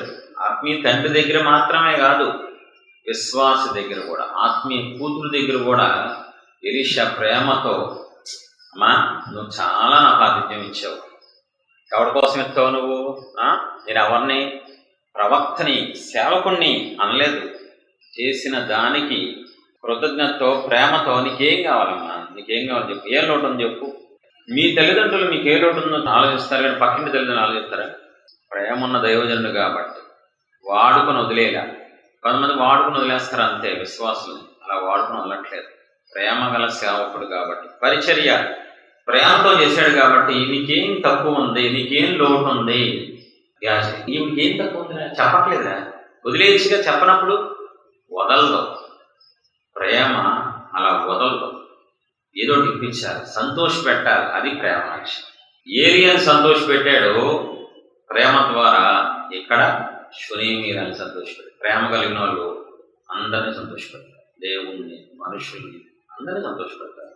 ప్రేమ లేని కఠినాత్ములు అందరినీ బాధ పెడతారు, దేవుణ్ణి దుఃఖపెడతారు, మనుషులు దుఃఖపెడతారు, దైవజనులు దుఃఖపెడతారు, పక్కింటి వాళ్ళు, ఎదురింటి వాళ్ళు అందరినీ ఏడిపిస్తూనే ఉంటారు. ఎందుకని? ప్రేమ లేదు కాబట్టి. అందుకని దేవుడు మనకి ఇచ్చిన ఆజ్ఞ ఏంటంటే, ఫస్ట్ ఆజ్ఞ నీ దేవుణ్ణి ప్రేమించాలి, 2వ ఆజ్ఞ నిన్ను వలె. కొత్త నిబంధనలో దేవుడు స్పష్టంగా శిష్యులు చెప్పిన మాట, నేను మిమ్మల్ని ప్రేమించినట్లు ఒకరినొకరు ప్రేమించుకోండి. మొత్తం కొత్త నిబంధన అంతా ప్రేమే, బైబిల్ అంతా ప్రేమే. కానీ ఈరోజు ఆ ప్రేమే లేకుండా పరిచర్య సంవత్సరం చేసేస్తున్నామని ఏదో పిచ్చి పిచ్చి మాటలు మాట్లాడినట్టు మాట్లాడుకుంటున్నారు చాలా ప్రపంచవ్యాప్తంగా. అందుకనే వాళ్ళ జీవితంలో ఎదుగుదల ఉండదు, అభిషేకంలో ఎదుగుదల ఉండదు, ఆధిక్యతలో ఎదుగుదల ఉండదు, వరాలు ఏముండవండి పరిచర్యలో. నా దేవుడు నమ్మకస్తుడు, నా దేవుడు నమ్మదగిన దేవుడు, ఎంతైనా నమ్మదగిన దేవుడు. నువ్వు చేసిన పరిచర్య బట్టి నీకు అంచెలంచెలుగా అభివృద్ధి చేస్తారు. ఎప్పుడు ప్రేమ కలిగి ఉంటే. నీలో నమ్మకత్వం లేదు, రెండు ప్రేమ కూడా లేదు. కాబట్టే చెప్పుకుంటానికి నీకు ఏ ఆధిక్యతలు లేవు. చూద్దాం 6వ అధ్యాయం అదే 2వ రాజు 20వ. అంతటి ఇజ్రాయేలు రాజు వారిని పారచూచి, నాయన వీరిని కొట్టుదునా అని ఎలీషాను అడగగా, అతడు, నీవు వీరిని కొట్టవద్దు, నీ కత్తి చేతను నీ ఇంటి చేతను నీవు చెరపట్టిన వారినైనా కొట్టుదువా, వారికి భోజనము పెట్టించి. చూడండి, అద్భుతమైన సన్నివేశం ఇది, చాలా విలువైన సన్నివేశం. ఎలీషా ఆ దేశపు రాజు ఎదుర్కొన్నాడు. రాజు అంటున్నాడు, నాయన ఎలీషా వెళ్ళి వేసేయమంటావా అని అడుగుతున్నాడు. ఎలీషా అనాలి, ఏసేయ్, వీళ్ళు నన్ను పట్టుకుంటానికి వచ్చారు, నేనెవరో తెలుసా, ప్రవక్తని. నన్ను పట్టుకుంటానికి వస్తారా, వీళ్ళకి ఎంత ధైర్యం ఉంటే వస్తారా మీరు అనాలా లేదా? ఎవరండి వాళ్ళు? పట్టుకుంటానికి వచ్చి శత్రువులు వాళ్ళు, సిరియా దేశపు సైన్యం. శత్రువుల్ని ఏమనాలి? రాజా అడగటం ఏంటే, నన్ను పట్టుకుంటానికి వచ్చారు, నిన్ను కూడా పట్టుకుంటానికి వచ్చినట్టే వేసేయి అని చెప్పాలి. ఎంత ప్రేమ గల ధైర్యం అండి. వాళ్ళని ఏమన్నా వాళ్ళని కొట్టద్దు, కొడదావా రాజా, అదేమన్నా అర్థం ఉందా? కొట్టడం ఏంటే, మంచి భోజనం పెట్టారు, మంచి రుచికరమైన భోజనాలు పెట్టి మంచి ఆతిథ్యం ఇచ్చి హ్యాపీగా అలాగన్నీ చేసి పంపించు. శత్రువుని ప్రేమిస్తున్నాడు సేవకుడు, పరిచర్య అంటే అలా చేయాలి. నా ఫోన్ ఎత్తరా, నీ చేయను, ఇంకా నీకు సత్యం కూడా చెప్పను, నా ఫోన్ ఎత్తరు కాబట్టి ఇంకా నీ జోలికి రాను, అసలు పరిచారకుడు కాదు. నేను గాయం చేసిన, మోసం చేసిన, అవకాశం వస్తే దేవుడు ప్రేరేపిస్తే వాళ్ళకి వెళ్ళి సత్యం చెప్పాలి, బలపరచాలి, ఆదరించాలి, అన్ని చేయాలి. వాళ్ళు నా ఫోన్ ఎత్తట్లా. వాళ్ళు ఒకప్పుడు నన్ను తిట్టారు, మందిరంలో వాళ్ళు నన్ను గాయం చేశారు, వాళ్ళు నన్ను ఎదిరించారు. నేను ఇంకా వాళ్ళ జీవితంలోకి వెళ్ళను, వాళ్ళని పట్టించుకోను. ప్రేమ లేనివాడు నిష్ప్రయోజకుడు. ప్రేమ లేకపోతే ప్రయోజనం ఉండదు. పరిచారకులకి ఖచ్చితంగా ఉండాల్సిన 2వ ప్రాముఖ్యమైన విలువైన లక్షణం ప్రేమ. ప్రేమ ఉంటేనే పరిచర్య చెయ్యాలి. ప్రేమ లేకపోతే చేయడం మానేసి సమాజంలో వెళ్ళిపోవాలి. చాలా ప్రాముఖ్యమైన విషయం. ప్రేమ లేకపోతే దేవుని అడగాలి, వేడుకోవాలి, కన్నీళ్ళతో ఉపవాసాలు ఉండాలి. నాకు రావట్లేదు ప్రభు, ప్రేమతో నీకు ఆత్మనిస్తారు. ఒక ఆత్మని ఎలా చేస్తావు? నెలనడితో ప్రేమతో నడిపించాలి. ప్రేమతో బంధం కలిగి నా తమ్ముడు, నా చెల్లి అని వాళ్ళ కోసం కన్నీటితో నువ్వు విజ్ఞాపన చేయాలి. నా తమ్ముడు అయ్యా, కొత్తగా వచ్చాడయ్యా మందిరంలోకి, అయ్యా బలపరచయ్యా, మారు మనసు ఇవ్వండి అయ్యా, ప్లీజ్ అయ్యా, నలిగిపోతున్నాడు అయ్యా సమస్యలతో. ఎప్పుడు ఎడుతావు? ప్రేమ ఉంటే. ఎప్పుడు సహాయం చేస్తావు? ప్రేమ ఉంటే. ఎప్పుడు ఆదుకుంటావు? ప్రేమ ఉంటే. ఎప్పుడు నడిపిస్తావు దేవుళ్ళో? ప్రేమ ఉంటే. అన్నిటికీ మూలం ప్రేమ. అది మిస్ అయినప్పుడు నువ్వు పరిచర్య ఎలా చేస్తావు? లోకంలో బిజినెస్ చేసినట్టు చేస్తావు. దేవుడికి మండిపోద్ది నీ మీద. బంధం ఉండాలి, దైవజనుడితో బంధం ఉండాలి. నువ్వు నడిపించే ఆత్మలతో, వ్యక్తులతో ఉన్న బంధం కలిగి ఉండాలి. నా సొంత చెల్లి అయితే నేను వదిలేస్తానా? నా సొంత తోడబుట్టినోడైతే వదిలేస్తానా? అమ్మో, దేవుడిచ్చిన బంధం, దేవుడిచ్చిన పరిచర్య అని ప్రేమతో చేస్తేనే ఎలీషా లాగా అంచెలంచెలుగా ఎలీషాకి ఎలాంటి వరాలు ఉన్నది సార్? నోటి మాటతో అంటే చాలు, శాపం వచ్చింది కాబట్టి వచ్చేస్తా అంతే, విడుదల వచ్చింది కాకంటే వచ్చేస్తా అంతే, ఆశీర్వాదం వచ్చింది కాకంటే దేవుడు ఆమెను అనేస్తాడు. ఎందుకని? ప్రేమ గల సేవకుడు, ప్రేమ గల పరిచారకుడు. ఎలాంటి వరాలు ఉన్నాయండి ఎలీషాకి? గొడ్డల కింద పడిపోయిందయ్యా అని ఒక శిష్యుడు వచ్చి అడిగితే, గొడ్డల నేనేం చేస్తాను రా, అలా కొమ్మేస్తే గొడ్డలు పైకి వచ్చింది. అద్భుతాలు చేసే వరాలు ఇచ్చేసారు ఎలీషాకి, ఆశ్చర్యాలు చేసే వరాలు. అభిషేకం హై రేంజ్ అండి. ఎలీషా చూస్తే అబ్బబ్బబ్బబ్బా, ఏం దైవజనుడు, ఇలాంటి వరాలు ఉన్నాయా బాబు ఎలీషాలో అనిపిస్తుంది. ఎందుకు అంత ఆధిక్యత వచ్చింది ఎలీషాకి? దేశాన్ని పరిపాలించే రాజులు అయ్యా కొట్టమంటారా? ఎవరెవరు నడుపుతున్నారు? నమ్మకమైన పరిచర్య, ప్రేమతో పరిచర్య చేస్తే దేశంలో అధికారులు కూడా నీకు తలమించుకుంటారు. దేశంలో ఉన్నత అధికారులు కూడా నీ దగ్గరకు వచ్చి నా తల మీద చేసి ప్రార్థన చేస్తారా అని అడుగుతారు. నా దేవుడి శక్తి. అరే ఎలీషా మామూలు వ్యక్తి అండి. ఆ దేశంలో చాలా కుటుంబాలు ఉన్నాయి. ఒక రైతు కుటుంబం, రైతు కొడుకు ఎలీషా ఏ స్థాయికి వెళ్ళిపోయాడు? దేశం మొత్తాన్ని పరిపాలిస్తున్న మహారాజు గారు ఎలీషాని అడిగి చేసేటట్లు ఓ రోజు సిరియా దేశపు రాజు ఇజ్రాయెల్ దేశపు రాజు లెటర్ రాస్తాడు. అది గబగబా చదివి కంగారు అపార్థం చేసుకుని ఏడుస్తూ ఉంటాడు, కోపం తెచ్చుకుంటాడు, రగిలిపోతా ఉంటాడు ఇజ్రాయెల్ రాజుకి. అప్పుడు ఎలీషా తెలిస్తే, నువ్వు చిన్నపిల్లలాగా ఎందుకు నువ్వు ఎందుకు అసలు చెప్పుకుంటావు, ఎలా మాట్లాడుతాడు రాజుతో, నువ్వు ఎలా మాట్లాడతావు కార్పొరేటర్తో, చేతులు కట్టుకొని గడగడ వణుకుతూ, ఇది మన ఊరు కార్పొరేటర్ అండి, దేశాన్ని పరిపాలించే రాజుతో నువ్వు నేనున్నానని చెప్పు ఆ దేశపు రాజుగా అంటున్నాడండి. ఏం ఆధిక్యతండి ఎలీషా. ఎలా వచ్చింది? దేవుడిస్తే వచ్చింది. ఎందుకు ఇచ్చారు? తాను పరిచారకుడుగా ఉన్నప్పుడు ప్రేమ కలిగే ఉన్నాడు, ఆత్మీయ తండ్రిని బహుగా సంతోషపెట్టాడు. సేవకుడు అయిన తర్వాత కూడా ప్రేమ కలిగి ఉన్నాడు, విశ్వాసుల దగ్గర ప్రేమతో ఉన్నాడు, శత్రువుల దగ్గర కూడా ప్రేమతోనే జీవితాంతం పరిచయం చేశాడండి ఎలీషా. మనం ఎంతైనా నేర్చుకోవాలి, మార్చుకోవాలి. మనం ప్రేమతోనే ప్రతి అడుగు వేయాలి, ప్రేమతోనే ప్రతిరోజు పరిచయం చేయాలి, ప్రేమ కలిగే ఉండాలి మనం. అందుకని ఏం జరిగింది తెలుసా? చనిపోయిన తర్వాత కూడా వాడబడ్డాడండి ఎలీషా. చనిపోయిన తర్వాత కూడా పాతి పెట్టేశారు. ఏం జరిగింది? ఒక వ్యక్తి అతని యొక్క ఎముకలకు తగిలినప్పుడు అతను లేచి ఉంచున్నాడట. రే చచ్చిపోయాడు మళ్ళీ లేచేవాడు నువ్వు అంటే, ఏమో ఇక్కడ ఎముక ఎవరితో? ఎలీషా దైవజనుడి యొక్క ఎముకల. అందుకే లేచిన చచ్చిపోయినోడికి జీవం వచ్చిందండి. చచ్చిపోయినోడికి అంత గొప్ప పరిచారకుడుగా చరిత్రలో మిగిలిపోయాడు. ప్రజల పిల్లరా, సమూయేలు చరిత్రలో మిగిలిపోయాడు, ఎలీషా చరిత్రలో మిగిలిపోయాడు. 1000 సంవత్సరాలైనా ఇప్పటికి వాళ్ళ జీవితాన్ని మనం చదువుతూ నేర్చుకుంటున్నాం. ఎందుకు తెలుసా? వాళ్ళు పరిచర్యలో ఫస్ట్ నమ్మకంగా చేశారు, పరిచర్య 2 ప్రేమతో చేశారు. అది మీ పరిస్థితి ఏంటి? 2 లక్షణాలు ఉన్నాయి. ఇంకో 2 లక్షణాలు చూపించి నేను ముగిస్తాను. 3వది యాకోబు రాసిన పత్రిక 4:10. ప్రభువు దృష్టికి మిమ్మల్ని మీరు తగ్గించుకుని అప్పుడు ఆయన మిమ్మల్ని హెచ్చించును. ప్రభువు దృష్టికి మిమ్మల్ని మీరు తగ్గించుకోండి. తగ్గించుకోవడం అంటే గడగడలాడటం, తగ్గించుకోవడం అంటే హడావుడి చేయటం, తగ్గించుకోవడం అంటే నేను నీచుణ్ణి, కుక్కని, నేను పందిని, ఇదిగా తగ్గించుకోవడం అంటే. తగ్గింపు అంటే ఏ స్థితిలో ఉన్నా, ఎన్నున్నా ఇది నాది కాదు, దేవుడు ఇస్తే వచ్చింది అని హృదయంలో కూడా, పైకే కాదు హృదయంలోనూ బయట తగ్గించుకోవడానికి నిజంగా తగ్గించుకోవడం. లోపలేమో గర్వపడుతూ ఉంటారు చాలామంది, బయటికి మాత్రం హడావుడి. అక్క బాబాయ్ ప్రభా మాస్టర్ అంత ఓవరాక్షన్. దేవుడు అన్నారు, ఎవరినైనా క్షమిస్తాను కానీ వేషాలను క్షమించాను.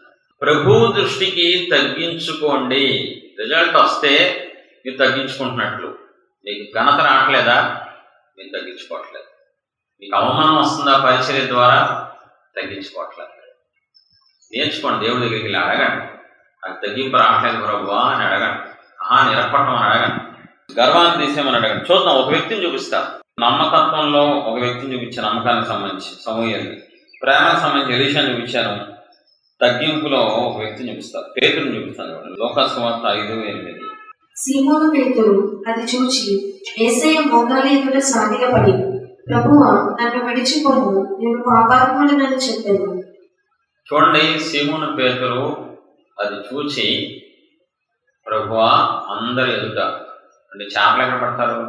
బెడ్రూమ్లో, కిచెన్ రూమ్లో పడతారు చేపలు. సముద్రం దగ్గర మనుషులందరూ ఉంటారా?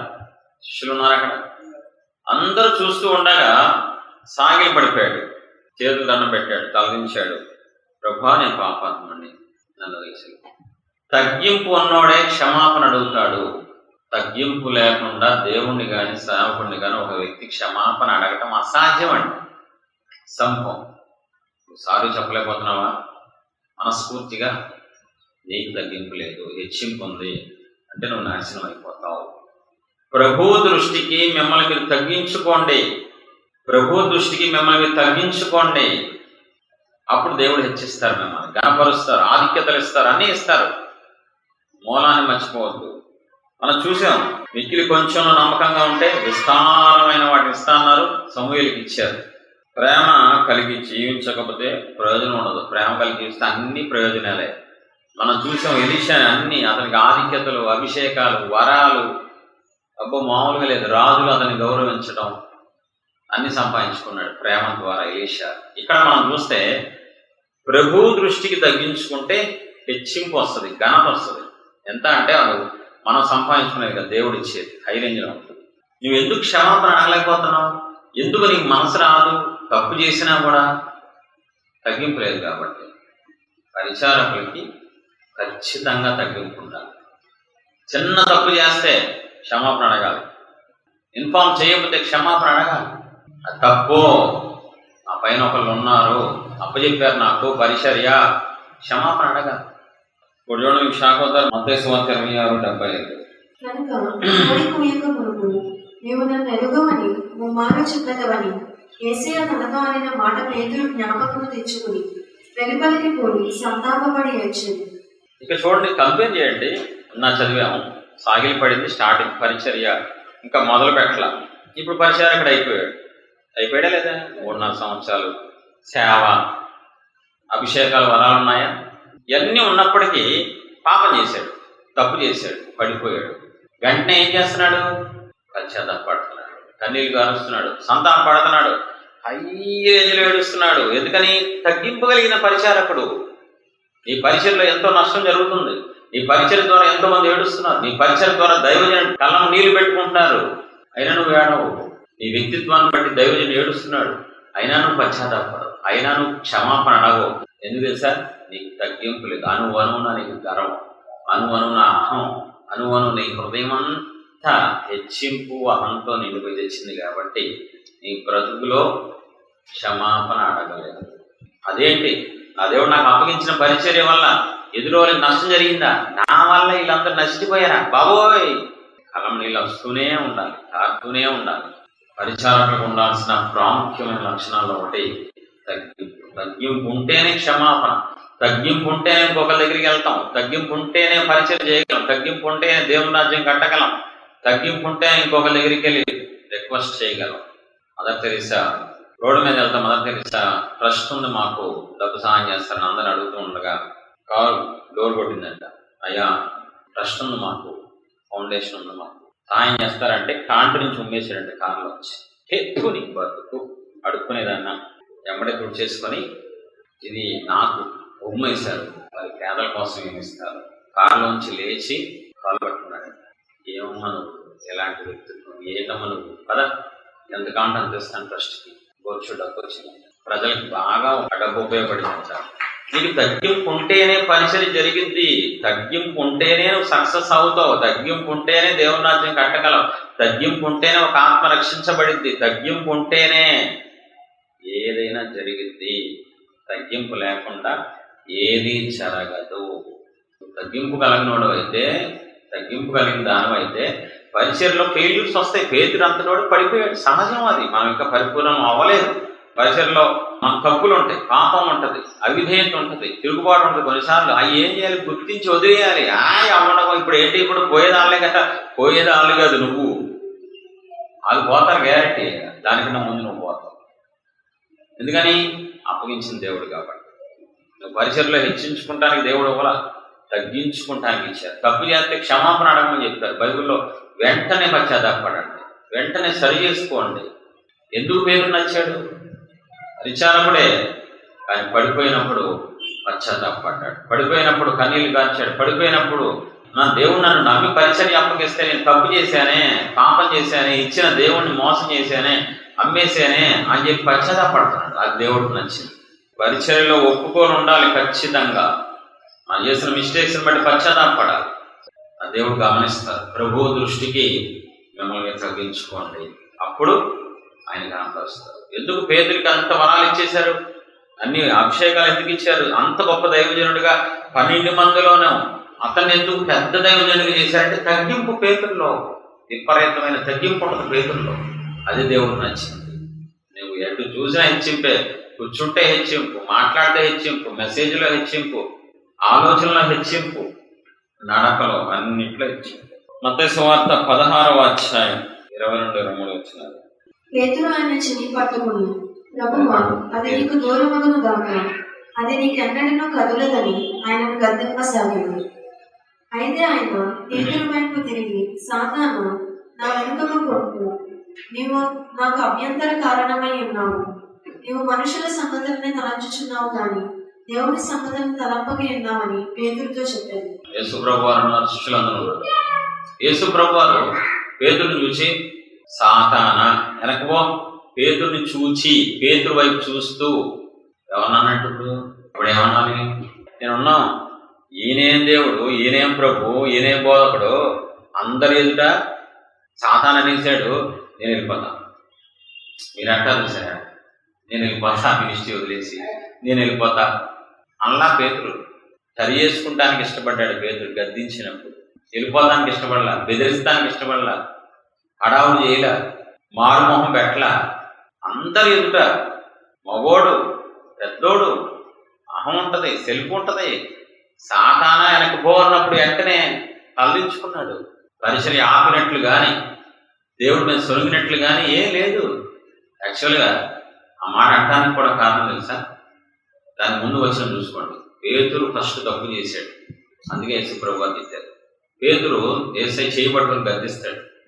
ఆయన ఒక మంచి మాట, నేను త్వరలో సిలువ ఎక్కబోతున్నాను అని చెప్తుంటే అది దూరముగా కా అన్నాడు. పేతురు తప్పు చేశాడు, మండింది దేవుడికి, గద్దించారు. మీరు తప్పు చేస్తారు, నేను గద్దిస్తా, గద్దించకూడదు. మీరు తప్పు చేస్తారు పరిచర్లో, నేనేమనకూడదు. మీరు అందరి ముందు తిట్టకూడదు. బైబిల్లో ఉందండి అది. నీతి అందు శిక్ష వెయ్యాలి. దైవజనుడు అనేవాడు శిక్ష వెయ్యాలి, గద్దించాలి, సరిచేయాలి. తప్పు చేసినా పట్టరు. అక్కడ పేతురు తప్పు చేశాడు కాబట్టి తలదించుకున్నాడు. గద్దిస్తే ఏమంటలేదు, సాతానుతో పోలిస్తే ఏమంటలేదు పేతురు. ఎందుకని తగ్గింపు ఉంది కాబట్టి. ఈరోజు ఒక్కరిని అంటానికి లేదు, ఒక్కరిని గద్దిస్తానికి లేదు, సరిచేయడానికి లేదు. మొహాలు మాడుస్తారు, వెళ్ళిపోతాం అంటారు, బెదిరిస్తారు. అదేం పరిచర్య? నిజంగా తప్పు చేస్తారు. మీరు చిన్నోళ్ళు కాబట్టి తప్పు చేస్తారు. తప్పు చేసినప్పుడు సరి చేసినప్పుడు అన్నయ్య తప్పు అయిపోయింది, ఇంకెప్పుడు అది చెయ్యాలి. ఇగో నాకు అర్థమైంది, బుద్ధి వచ్చింది. పేతురులాగా ఉండాలి. పేతురుకి వెళ్ళిపోయి ఛాన్స్ లేదా? వెళ్ళిపోకూడదా? ఇలాగా కొనవచ్చా? చేశాడా? అవి చూసి దేవుడు ట్రైనింగ్లోనే జరిగింది. 3-4 సంవత్సరాల ట్రైనింగ్లోనే ఉంది. తర్వాత ఎలా వాడుకున్నారు అతన్ని? తగ్గింపు ఎవరైతే కలిగి ఉంటారో దేవుడు తగిన సమయంలో వాళ్ళకి ఇచ్చిస్తారు, ఆధిక్యతలు ఇస్తారు, వరాలు ఇస్తారు. ఇంకెలాంటి పేతురు ఎలా అయిపోయాడంటే, ఒకప్పుడు ట్రైనింగ్లో అలా ఉన్నా ఆ తర్వాత ఎలా వాడబడ్డాడు పేతురు? 3-4 సంవత్సరాల తర్వాత ప్రసంగం చేస్తే 3,000 మంది రక్షించబడ్డారు. ప్రసంగం చేస్తే 5,000 మంది రక్షించబడ్డారు. నడుస్తుంటే చాలు స్వస్థతలు, విడుదలలు, దెయ్యాలు వెళ్ళిపోయిన. ఏం కాదండి అది? ఏం ఆధిక్యత? ఎక్కడి నుంచి వచ్చింది? మూలానికి వెళ్తే తగ్గింపు. పరిచారకులకు ఉండాల్సిందేంటి? తగ్గింపు, తగ్గింపు, తగ్గింపు. అపోస్తలుల కార్యం 10వ అధ్యాయం 25-26 వచనం. మరునాడు వారు కైసరియలో ప్రవేశించిరి. అప్పుడు కొర్నేలి తన బంధువులను, ముఖ్య స్నేహితులను పిలిపించి వారి కడుపు కనిపెట్టుకుని ఉండేది. పేతురు లోపలికి రాగా కొర్నేలి అతన్ని ఎదుర్కొని అతని పాదముల మీద పడి నమస్కారం చేసింది. కొర్నేలి శతాధిపతి అయిన కోటీశ్వరుడైన కొర్నేలి కాలు పట్టుకుంటే శభాష్ కొర్నేలి, గాడ్ బ్లెస్ యూ అన్నాడా? మంచి టైం ఇది. అబ్బా, అందరి ఎదుట నన్ను కనపరిచాడు, సూపర్ అని పేతురు రిసీవ్ చేసుకున్నాడా? తగ్గింపు కలిగిన పరిచారకుడు కాబట్టి కాళ్ళు పట్టుకుంటే వద్దొద్దు, లేవు, నేను కూడా నీలాంటి నరుడినే, నేనేం పెద్ద ఎక్కువగా, నేను ఆఫ్టర్ తగ్గింపు కలిగినోడు. ఎన్ని వరాలున్నా, ఎన్ని అభిషేకాలున్నా, ఎన్ని ఆధిక్యతలున్నా నేను ఆఫ్టర్ అంటాడు. కొద్దిగా ఏమన్నా దేవుడిస్తే ఇంకా రెచ్చిపోవడం. నేను ఏమన్నా తెలుసా, నేనేంటో తెలుసా, నా ఘనతోరా, నా కాలు పట్టుకోరా, దేవుడు మహిమ చెల్లించరు. ఎస్ నేనే బయటికి చెప్పకపోవచ్చు, లోపల నేను కష్టపడ్డా, నేను పైకి వచ్చాను, నేను జ్ఞానం, నేను డబ్బు ఇచ్చాను. పేతురుకి అన్ని ఆధిక్యతలు ఉన్నా, అన్ని వరాలున్నా నిలిపించుకున్నాడు కొర్నేలి. అయినా కూడా ఏమాత్రం హెచ్చించుకోవట్లేదు. నీకు ఎన్ని వరాలు ఉన్నా, పరిచర్యలో ఎంత కృప ఉన్నా, ఎంత ఆధిక్యత ఉన్నా, జ్ఞానం ఉన్నా, నువ్వు హెచ్చించుకోకూడదు. పరిచర్యలు తగ్గించుకొని దేవుని హెచ్చిస్తూ ఉండాలి. పుట్టిన మొదలుకొని కుంటివాడిని ఏ సేనలో లే అంటే లెక్సాడు అంతే, అందరూ చూస్తూ ఉండగా అప్పుడు అందరూ పేరు దగ్గరికి వచ్చి, నువ్వు దేవుడు నేను మామూలు మా అచ్చిచి నాకేం లేదు స్పెషల్. ఆయన గొప్ప. తగ్గింపు ఉన్న వాళ్ళు ఏం చేస్తారు? ప్రతి క్షణం దేవుడిని కనపరుస్తారు, ప్రతి క్షణం దేవుడిని మహిమపరుస్తారు, దేవుడు మహిమ దేవుడికి ఇచ్చేస్తారు. హెచ్చింపున్న వాళ్ళు నేను మాట్లాడటం వల్ల కానుక ఇచ్చేస్తారు, నేను మాట్లాడటం వల్ల ఆత్మ రక్షించబడిపోయింది, నేను చెప్పడం వల్ల. అందుకే నీకు దేవుడు నెక్స్ట్ లెవెల్ తీసుకెళ్ళను. పరిచయంలో ఆధిక్యతలు ఉండవు, అభిషేకాలు ఉండవు, వరాలు ఉండవు, నీకేముండవు. అది పాటికి 10 సంవత్సరాలకి దేవునికి ఎన్నో ఇవ్వాలి. నీకు తగ్గింపు లేదు కాబట్టి, దేవుడు కోరుకునే ఇష్టపడే లక్షణం తగ్గింపు పరిచారకులకి అది నీకు లేదు కాబట్టి నీ జీవితం నాశనం అయిపోయింది. 4వ లక్షణం చూపిస్తాను, కృతజ్ఞత. 1 తెస్సలోనిక 5:18. ప్రతి విషయమునందును కృతజ్ఞతాస్తుతులు చెల్లించుడి, ఇలాగే చేయుట యేసుక్రీస్తునందు మీ విషయంలో దేవుని చిత్తం. ఇది ఎవరు రాశారు ఈ పత్రిక? అపోస్తలుడైన పౌలు రాశాడు. ఎందుకని? పౌలు హృదయం కృతజ్ఞతతో నిండిపోయింది కాబట్టి దేవుడు పౌలుకి ఆజ్ఞాపించి పౌలు చేత రాయించారు. ప్రతి విషయంలో కృతజ్ఞతాస్తుతులు చెల్లించు. చూద్దాం 1 తిమోతి 1:13. పూర్వపు దూషకుడును హింసకుడును హానికరుడనైన నన్ను తన పరిచర్యకు నియమించి నమ్మకమైన వానిగా ఎంచినందుకు నన్ను బలపరిచిన మన ప్రభు అయిన క్రీస్తు యేసయ్యకు కృతజ్ఞుడనై ఉన్నాను. నన్ను బలపరిచిన నా దేవునికి నేను కృతజ్ఞుడనై ఉన్నాను అని మాట కాదు, క్రియల్లో కనబడుతుంది. పౌలు కృతజ్ఞత అంత జీవితం అంతా కృతజ్ఞతతోనే నిండిపోయాడండి పౌలు. ఎటు చూసినా కృతజ్ఞత, ఎక్కడ చూసినా. రోమీయులకు రాసిన పత్రిక చివరి అధ్యాయంలో అందరి పేర్లు రాస్తాడు. నాకు సహాయం చేశారు, నా దేవుని రాజ్యంలో సహకారిగా ఉన్నారు, నాకు వీళ్ళు ఖర్చు పెట్టారు, నాకు వీళ్ళు చేశారు, నాకు వీళ్ళు తోడుగా ఉన్నారు, వాళ్ళు నిన్ను రక్షించారు ప్రమాదం వచ్చినప్పుడు పరిచర్యలో. హృదయం అంతా నిండిపోయిందండి పౌలుకి. దేవుడి పట్ల మనుషుల పట్ల కృతజ్ఞతతో ఉన్నాడు పౌలు. తెస్సలోనిక 2:13 చూద్దాం. ఆ హేతువు చేతను మీరు దేవుని కూర్చిన వర్తమాన వాక్యము మా వలన అంగీకరించినప్పుడు మనుషుల వాక్యమని ఎంచట అది నిజముగా ఉన్నట్టు దేవుని వాక్యమని దానిని అంగీకరించదే కనుక మేమును మానవ దేవునికి కృతజ్ఞతాస్తుతులు చెల్లించుచున్నాము. మాట్లాడితే కృతజ్ఞతలు చెల్లిస్తాడు పౌలు. తెస్సలోనిక సంఘానికి అక్కడ రాస్తాడు, రోమాపత్రికలో రాస్తాడు, ఫిలిప్పీ సంఘానికి రాస్తాడు. ఏ విషయంలో అయినా నేను నిన్ను బట్టి కృతజ్ఞతలు చెల్లిస్తున్నాను, మానకు చెల్లిస్తున్నాను, ఎల్లప్పుడు చెల్లిస్తున్నాను. ఎల్లవేళ ఏం చేస్తున్నాడు? చదువుకోండి పౌలు పత్రికలు. ఎప్పుడు చూసినా కృతజ్ఞతాస్తుతులు వీళ్ళని బట్టి, వాళ్ళని బట్టి, వీళ్ళని బట్టి. కృతజ్ఞతతో నిండిన వాడే ప్రతి క్షణం దేవుణ్ణి స్తుతిస్తాడు. ప్రతి ఒక్కరిని బట్టి దేవుణ్ణి స్తుతిస్తాడు. ప్రతి కార్యాన్ని బట్టి, ప్రతి మేలుని బట్టి, పరిచర్లో ఎంతమంది సహకరించారో వాళ్ళందరిని బట్టి దేవా మీ పాదాలు స్తోత్రం కృతజ్ఞతలు చెల్లిస్తున్నాం. మెండుగా ప్రభువా చెల్లిస్తున్నావా? అందుకే పరిచర్య అభివృద్ధి ఉండదు. కృతజ్ఞతలు చెల్లిస్తే క్షేమం ప్లస్ అభివృద్ధి వస్తాడు. పరిచర్లు ఎందుకు అభివృద్ధి రావట్లా? కృతజ్ఞత కలిగిన హృదయం లేదు కాబట్టి, కృతజ్ఞతతో దివారాత్రులు స్తుతించట్లేదు కాబట్టి. పౌలు జీవితాన్ని చూస్తే ఎటు వైపు చూసినా కృతజ్ఞత కనబడుతుంది, ఎటు చూసినా కృతజ్ఞత, ఎవరి దగ్గరైనా కృతజ్ఞత కనబడుతుంది పౌలు జీవితంలో. అపోస్తలుల 16:24-25. అతడు వాటిని ఆజ్ఞను పొంది వారిని లోపల చెరసాలలోకి తోసి వారి కాళ్ళకు బొండ వేసి బిగించాడు. అయితే మధ్యరాత్రి వేళ పౌలును సీలయు దేవునికి ప్రార్థించుచు కీర్తనలు పాడుచుండేవి. సువార్త పరిచయం చేస్తూ ఉండగా అపోస్తలుల పౌలుని అన్యాయంగా అక్రమంగా తీసుకెళ్లి తప్పు చేయకుండా పరిచయం చేస్తున్నందుకు చెరసాలలో వేస్తారండి. ఆ తర్వాత ఏం చేశాడు? ఇక జీవితంలో పరిచయం చేయని ప్రభు అని నన్ను తీసుకెళ్లి రోమా పౌరుణ్ణి, మా నాన్న కోటీశ్వరుడు, నాకు ఇన్ని ఆధిక్యతలు ఉన్నాయి, నాలాంటి వాడు తీసుకెళ్లి చెరసాలలో వేసి కొడతారు. ఇదేంటి దెబ్బలేంటి లోకం, నేను వెళ్ళను పరిచయకి వెళ్ళబా అన్నాడు. అలాగే అనాలి కదా, మీలాగా అవమానం వస్తే పరిచయం చేయను, తిడితే పరిచయం చేయను, గొప్పని ఎవరిని ఇసుకుంటే పరిచయం చేయను. మీ దృష్టికి పరిచయం ఏంటంటే దారుణం.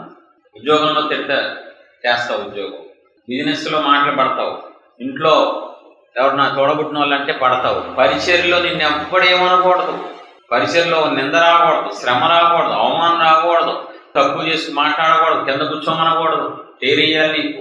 ఇక్కడ దెబ్బలు తిన్న తర్వాత రక్తం వచ్చేలా కొడితే పరిచర్య ఆపట్ల. అక్కడ కూడా ఏం చేస్తున్నాడు? కృతజ్ఞతాస్తుతులు చెల్లిస్తున్నాడు. ఎందుకని? పౌలు హృదయం కృతజ్ఞతతో నిండిపోయింది. నాలాంటోడికి పరిచయం ఇవ్వడం ఏంటి, నా మొహానికి పరిచయం ఏంటి, నేను ఎవరిని, ఒకప్పుడు ఎవరు దోషకుడు, నేను హానికరుడు, నీ పాత జీవితం గుర్తుంటే, దేవుడు ఎవరో నీకు తెలిస్తే నాలాంటోడికి పరిచయం ఇచ్చారేంటి? శ్రమ వచ్చిన ఆపన పరిచర్య, నిందొచ్చిన ఆపన, అవమానం వచ్చిన, దెబ్బలు తిన్న పరిచర్య ఆపనం. నేను పరిచయకులు ఎలా అయిపోయింది తెలుసా? ఎవరు ఏమన్నా అంటే మేము ఊరుకోం. పరిచయలో ఎవరు మమ్మల్ని ఏమనకూడదు, 24 గంటలు మమ్మల్ని పొగుడుతూ ఉండాలి, సింహాసనం ఎక్కించాలి, రథం మీద తీసుకెళ్ళాలి. బైబిల్ అలా లేదు. పరిచయం చేసిన వాళ్ళు శ్రమల పాలయ్యారు, అవమాన పాలయ్యారు, దెబ్బల పాలయ్యారు, చెరసాలకు వెళ్ళారు. తర్వాత పరిచర్య ఆపల. అది నిజమైన పరిచయాల లక్షణం. ఎన్నో వస్తాయి, పొగడ్తలు వస్తాయి, అవమానం వస్తాయి, ఘనత వస్తుంది, నింద వస్తుంది, అన్నీ రెండు ఉంటాయి పరిచర్య అన్న తర్వాత. యేసు ప్రభు వారికి తప్పల, మనంతా మన బతికంత. అస్సలు నేను మాత్రం ఇంక చేయనన్నయ్య ఇంకా ఎవడే అంటాడు, ఎవడు పడతాడు నీ మాటలో. ఆశీర్వాదం పోద్ది నీకు. పడ్డాడు కాబట్టి ఆ తర్వాత ఏం జరిగింది? కృప పెరిగింది, అభిషేకం పెరిగింది, ఆధిక్యతలు పెరిగినాయి. వెళ్ళి దెయ్యాలను ఎలమని చెప్పక్కర్లా. అతను నడిగట్టు తీసుకెళ్ళి ఎవడన్నా క్లాస్ తీసుకెళ్ళి అంటే దెయ్యం వెళ్ళిపోద్ది. ఏం ఆధిక్యత ఇచ్చారు దేవుడు? శ్రమలు పడితే పరిచర్యలో పైకి వెళ్తూ ఉంటాం. శ్రమలు పడే కొద్ది అభిషేకం పెరిగింది, శ్రమలు పడే కొద్ది రిసీవ్ చేసుకుంటే ఆధిక్యత పెంచుతారు దేవుడు పరిచర్యలో. నాకు ఎవరేమనకూడదు, ఎవ్వరు తిట్టకూడదు, మెసేజ్లో కూడా నన్ను హార్ష్గా మాట్లాడకూడదు. నీకు పరిచయాల లక్షణాలు ఏవో లేవు, పరిచర్య వదిలేసి వెళ్ళిపో.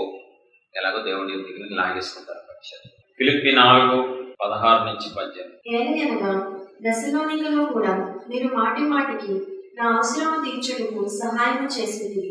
నేను ఈవిని అపేక్షించి ఇలాగ చెప్పుటలేదు కానీ మీ లెక్కకు విస్తార ఫలము రావాలని అపేక్షించి చెప్పుచున్నాను. నాకు సమస్తమును సమృద్ధిగా కలిగి ఉన్నది. మీరు పంపిన వస్తువులు ఎపఫ్రోదితు వలన పుచ్చుకుని ఏమీ తక్కువ లేక ఉన్నాను. అవి మనోహరమైన సువాసనయు దేవునికి ప్రీతికరమును ఇష్టమునైన యాగమునై ఉన్నవి. చూడండి, ఇక్కడ పౌలుకి కొన్ని వస్తువులు పంపిస్తే పౌలు లైట్గా తీసుకోవట్లా. తెలుసా, మీరు పంపించినవి నాకు ఎంత బాగా నచ్చినాయి తెలుసా, దేవుడు కూడా నచ్చినాయి. మనోహరమైన సువాసన, దేవునికి ప్రీతికరంగా ఉంది. కృతజ్ఞతతో నిండిపోయాడు. కాబట్టి చిన్నదానికి కూడా వస్తువులు పంపించడానికి రాసేస్తున్నాడు లేఖలో.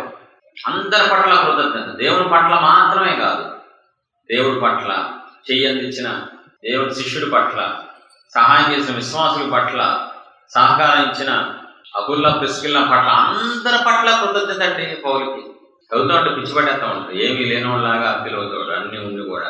ఇక్కడ ఏమంటాడు? మీరు ఇచ్చారు, దేవుడు మిమ్మల్ని ఆశీర్వదిస్తారు. మీరు నాకు సహాయం చేశారు, దేవుడి పేరట దేవుడు మిమ్మల్ని దీవిస్తారు.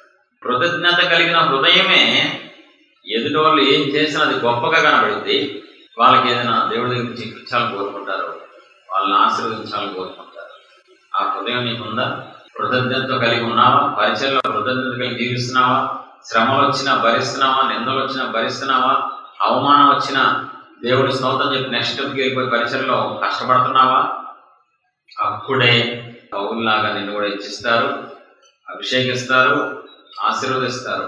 ఎందుకు? పౌలు హంతకుడై ఉండి అంతగా ఆశీర్వదించబడ్డాడంటే పరిచర్యలో కృతజ్ఞత కలిగి ఇంకా కృతజ్ఞత పెంచుకుంటూ అందరి పట్ల కృతజ్ఞత కలిగి పరిచర్య చేశాడు. కాబట్టి చరిత్రలో మిగిలిపోయాడు పరిచారకుడి కింద. ఈ నలుగురు చరిత్రలో మిగిలిపోయారు. పాదరమణాలు ఇద్దరు, చూపించా పత్రమణాలు ఇద్దరు. ఈ నలుగురు పరిచారకులే. దేవుడి చేతుల పరిచర్య అప్పగించబడింది. ఈ నలుగురు ఎలా ఉన్నారు? నమ్మకస్తులుగా. 2 ప్రేమ కలిగి, 3 తగ్గింపుతో, 4 కృతజ్ఞతతో. ఈ 4 లక్షణాలు ఉన్నాయి కాబట్టి వీళ్ళ పరిచర్య ఆకాశాన్ని అంటుకుంది. వీళ్ళ పరిచర్య ద్వారా లక్షల మంది దీవించబడ్డారు, విడుదల పొందుకున్నారు. వీళ్ళ పరిచర్య ద్వారా వీళ్ళకు కూడా ఘనత, ఆనందం, ఆర్భాటం, ఆధిక్యత, ఆశీర్వాదం అన్నీ వచ్చినాయి. భూమి మీద కాదు, పరలోకంలో కూడా వీళ్ళకి ప్రత్యేకమైన స్థానాలు ఉన్నాయి. నలుగురికి చరిత్రలో మిగిలిపోయాయి. ఇది పరిచర్య చేయడం అంటే. ఈ 4 లక్షణాలు కలిగి పరిచర్య చేయకపోతే పరిచర్య ఎండిపోతుంది, పరిచర్య ఆగిపోతుంది. పరిచర్య ద్వారా అవమానం వస్తుంది, శ్రమలు వస్తాయి, శాపాలు వస్తాయి, కొన్నిసార్లు మరణాలు కూడా వచ్చేస్తాయి. గెహాజీ దేవుడి చేత పరిచర్య సంపాదించుకున్నాడు. కోరహు దేవుడి ద్వారా పరిచర్య సంపాదించుకున్నాడు. బిలాము, యోధా, ఇస్కరియోతు. ఈ నలుగురు పాజిటివ్ చూపించాను. గెహాజీ పరిచారకుడు, కోరహు పరిచారకుడు, బిలాము పరిచారకుడు, యోధా, ఇస్కరియోతు పరిచారకుడు. ఏం జరిగింది? వీళ్ళ పరిచర్యలో ఈ 4 లక్షణాలు లేవు కాబట్టి గెహాజీ శాపాన్ని సంపాదించుకుని కుష్టుతో తన తరానికి కుష్టు తీసుకొచ్చాడు. కోరహు భూమి నెరవేర్చి దిక్కులేని జాబు తెచ్చాడు. పరిచర్యలో తగ్గింపు లేదు కాబట్టి కృతజ్ఞత లేని కోరహు ఒక్కసారి తెచ్చాడు. కృతజ్ఞత లేని వాళ్ళందరూ పోతారు గ్యారంటీగా. బిలాము ఏం జరిగింది? దేవుణ్ణి బాధపెట్టి దుఃఖపెట్టి దిక్కులేని జాబు తెచ్చాడు. యోధా, ఇస్కరియోతు దేవుని తెగి తన స్థానం పోగొట్టుకున్నాడు, అన్ని పోగొట్టుకొని చచ్చిపోయాడు. పరిచర్యలో 2 ఉంటాయి. పరిచర్యలో 4 మంచి లక్షణాలు కలిగి ఉంటే అభివృద్ధి, ఆశీర్వాదం, ఘనత, అభిషేకం, ఆధిక్యతలు అన్నీ ఇస్తారు పరిచర్య ద్వారా. ఈ నలుగురికి పరిచయం ద్వారానే ఇచ్చారు. లేదు నీ 4 మిస్ అయినాయా, నీ 4 కాకుండా వేరే ఉన్నాయా, నెగటివ్ లక్షణాలు, అహం ఉందా, నాశనం అయిపోతుంది. గర్వం ఉంటే నాశనం, స్వార్థం ఉంటే నాశనం, ద్వేషం ఉంటే నాశనం, హెచ్చింపు ఉంటే నాశనం, అపనమ్మకత్వం ఉంటే నాశనం అయిపోతుంది గ్యారంటీగా. పాజిటివ్ చూపించాను బైబిల్లో, దేవుడు చూపించాను. అయిపోయింది. ఈ రోజు నుంచైనా పశ్చాత్తాపండి. ఈ రోజు నుంచైనా మనసులో ఫిక్స్ అవ్వండి, ప్రార్థన చేసుకోండి, వేడుకోండి. 4 లక్షణాలు నాకు ఇవ్వండి ప్రభు. అందుకే నేను ఎదగలేకపోతున్నాను, అందుకే ఫలించలేకపోతున్నాను, అందుకే అభివృద్ధి లేదు, అందుకే సంవత్సరాలైన పరిచర్యలో నాకు నెక్స్ట్ లెవెల్కి వెళ్ళలేకపోతున్నాను. ఏడవండి, గుండెలు బాధపడి పశ్చాత్తాపడి ప్రార్థన. మహోన్నతుడా, వాక్యమైన దేవా, ఈరోజు స్పష్టంగా మాట్లాడేదాన్ని పరిచారకులు ఎలా ఉండాలి, ఏ లక్షణాలు కలిగి ఉండాలి, ఏ లక్షణాలు కలిగి ఉండకూడదో వాక్య పేరులో చూపించిన స్తోత్రం. ఈ రోజు నుంచి మేమందరం నమ్మకంగా పరిచయం చేయడానికి సహాయం చేయండి. ప్రేమ కలిగి పరిచయం చేసే ప్రభావం అనుగ్రహించండి. తగ్గింపు కలిగి పరిచయం చేయడం మాకు జీవితం కృతజ్ఞతతో నిండిపోయి పరిచయం చేసే మనసు మాకు. ఈ 4 లక్షణాలు మాకు 100% మనకి అలవాటు వేడుకుంటాం. ప్రతి ఒక్కరూ 4 లక్షణాలతో ఈ రోజు నుంచి పరిచయం చేసే కృపదించి దేవుడు తీసేసుకొని ఈ 4 లక్షలు యాడ్ చేసుకుంటానికి చూపించి మేమందరం నమ్మకస్తులుగా ప్రేమతో తగ్గింపుతో కృతజ్ఞతతో పరిచయం చేసే కృప అనుగ్రహించండి. నాయకత్వం సహాయం చేయమని మనుషులు